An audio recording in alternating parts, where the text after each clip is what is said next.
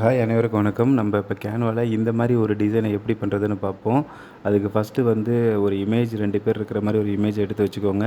அதுக்கப்புறம் ஒரு cellphone frame எடுத்து இந்த மாதிரி உங்களுக்கு எங்கே இடம் வேணுமோ அந்த இடத்துல அந்த ஃப்ரேமை செட் பண்ணிக்கோங்க. அதுக்கப்புறம் இந்த பின்பக்கம் உள்ள இமேஜை இதுமாரி டூப்ளிகேட் பண்ணிவிட்டு அந்த இமேஜை கொஞ்சம் சின்னதாக்கி அந்த ஃபோன் மேலே வச்சிங்கன்னா அப்படியே அதில் செட் ஆகிடும்.